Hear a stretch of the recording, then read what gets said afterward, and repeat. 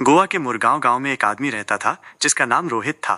वो एक मछुआरा था और ये पेशा उसके परिवार में पीढ़ियों से चला आ रहा था।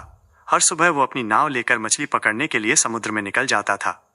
एक दिन वो अपने दो दोस्तों बबलू और सागर के साथ एक बड़ी नाव में समुद्र में निकला। मौसम ठीक लग रहा था, लेकिन कुछ ही देर में समुद्र का रंग बदलने लगा। हवा तेज हो गई, आसमान काला हो गया और देखते ही देखते एक भयानक तूफान आ गया।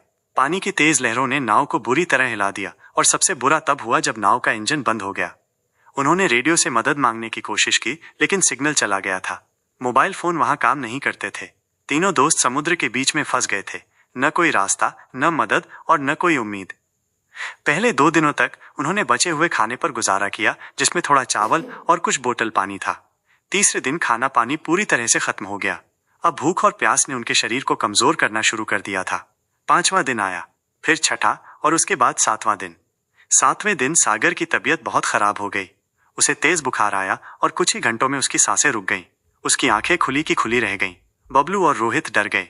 उन्हें पहली बार लगा कि अब उनमें से कोई भी नहीं बचेगा। नाव पर अब सिर्फ 2 ही लोग जिंदा बचे थे, रोहित और बबलू। भूख के कारण उनमें बात करने की भी ताकत नहीं थी। दिन बीतते गए। पानी सिर्फ तभी मिलता जब बारिश होती, और खाने के लिए उन्होंने मछली पकड़ने की कोशिश की, लेकिन उनके हाथ कुछ नहीं आया। कभी कभी वे नाव के नीचे से कीड़े मकोड़े निकालकर खा लेते थे।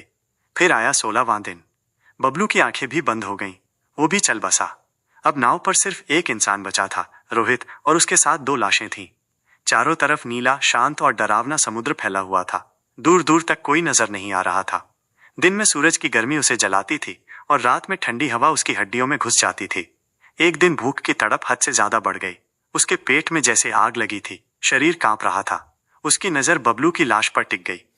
पहले रोहित ने अपना मुंह मोड़ लिया और खुद को समझाया, ये पाप है, ये मत कर। लेकिन फिर उसने खुद से सवाल किया, अगर मैं मर गया तो मेरी बीवी, मेरी छोटी बेटी, उनका क्या होगा? उसने कुछ देर के लिए अपनी आंखें बंद कर लीं और फिर उसने वो कर दिया जो कोई सोच भी नहीं सकता था। दिन बीतते गए।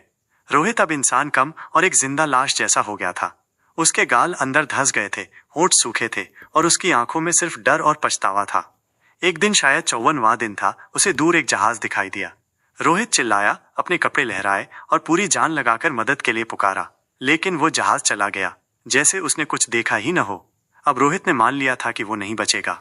उसे लगने लगा था कि यह समुद्र ही उसकी कब्र बनेगा। लेकिन फिर 83वां दिन आया।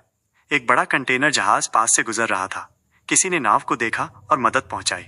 रोहित को रस्सियों से ऊपर खींचा गया। लोग हैरान थे। एक इंसान जो सिर्फ हड्डियों का ढांचा बन चुका था, जिंदा था। उसे अस्पताल ले जाया गया, उसका इलाज हुआ और धीरे धीरे होश में आने के बाद उसने बोलना शुरू किया। पूरे देश में यह खबर फैल गई, एक मछुआरा 83 दिन तक समुद्र में अकेला जिंदा रहा। TV channel, news report, social media, हर जगह रोहित की कहानी छाई हुई थी। सब उसे हीरो कह रहे थे। लेकिन कहानी यहीं खत्म नहीं हुई। एक स्थानीय रिपोर्टर थी, नित्या, जो बचपन से रोहित को जानती थी। जब उसने रोहित का इंटरव्यू लिया तो कुछ सवाल पूछे, बबलू और सागर कैसे मरे?